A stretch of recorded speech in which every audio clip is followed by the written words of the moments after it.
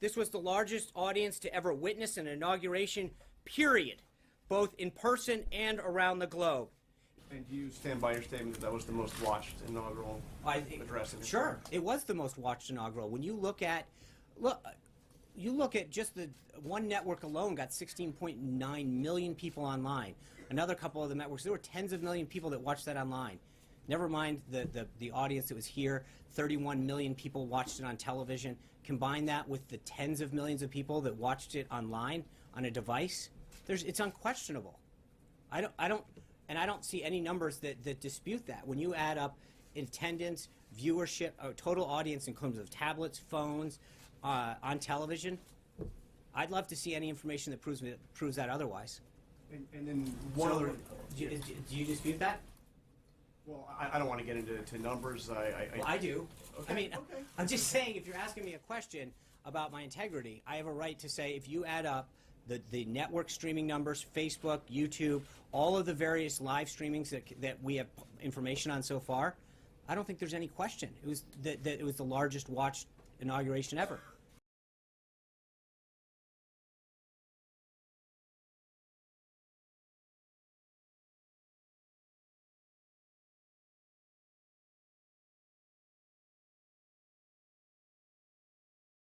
If it's significant enough to be in the briefing documents, then it seems significant. The fact that whether it's not true, for whatever the reason, they decided to have it be in the briefing documents, that is news, no?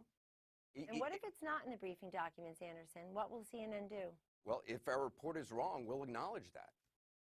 Really? Will heads roll because they didn't after the election when all the polling was wrong, telling me right all now? the pundits But were wrong, you've yet to say. all the chyrons were wrong. You can't say. All the consultants were wrong. You can't say. And all the anchors were wrong. You're talking about polling during the election, which all that data. I'm asking. I just don't think that you'll clean house if the report is wrong. If there wasn't a 2-page appendix, because you haven't cleaned house well, yet. What you think and what is true are not necessarily the same thing. So I'm trying to figure out from you what you can say about what is true and what is not, and you cannot take issue with any specific that we have reported. I've yet to hear you say specifically that is not true. It's not true. It's not true that those were in the briefing documents. It's not true that it's not true that that was in any of the briefing documents. You're saying that categorically. It's true that you have no evidence of it other than unnamed sources who don't have the briefing documents. That's what's true.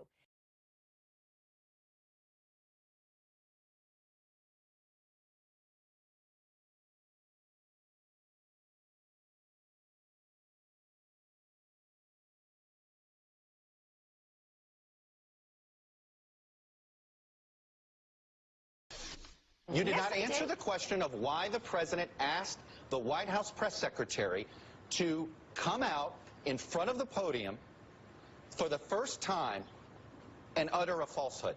Why did he do that? It undermines the credibility of the entire White House press office on day one. Don't be so overly dramatic about it, Chuck. You're saying it's a falsehood, and they're giving Sean Spicer, our press secretary, gave alternative facts to that. But the point remains. Wait a minute. Alternative facts? Alternative facts, 4 of the 5 facts he uttered. The one thing he got right was Zeke Miller. 4 of the 5 facts he uttered were just not true. Look, alternative facts are not facts. They're falsehoods. Dan, there's a new phrase, and I think Kellyanne is as smart as a whip. I think that one was a mistake. That was a strikeout because somebody, well, I might as well do it, somebody's going to do it, alt facts. It's not even going to be alternatives. It's going to be alt facts. And you know what that means? Well, that's coming. To say it was unfortunate is just put it mildly. This was a big mistake. Listen, we simply cannot. I don't mean journalists. I don't mean the White House per se. None of us can go into this world of alternative facts. Listen, 2 + 2 = 4. That's a fact. There's no alternative to it. Water runs downhill. That's a fact. It snows in Alaska. There's sand dunes in Saudi Arabia. These are facts. This idea of alternative facts, this is a propaganda tool. And look, you and I know that Ms. Conway is a very smart lady. And she didn't just offhandedly say this. They've made this point before. I don't think that even most of the very Trump supporters who really believe in him want us to deal in a world of alternative facts. Facts and the truth are as close as it's humanly possible to get to the truth, are at the very foundation of our democracy and dealing with an informed citizenry. We all know this. And I think we have to be very careful, not just those of us in journalism and not just the White House, but the public at large has to think carefully about this whole propaganda tool of alternate facts.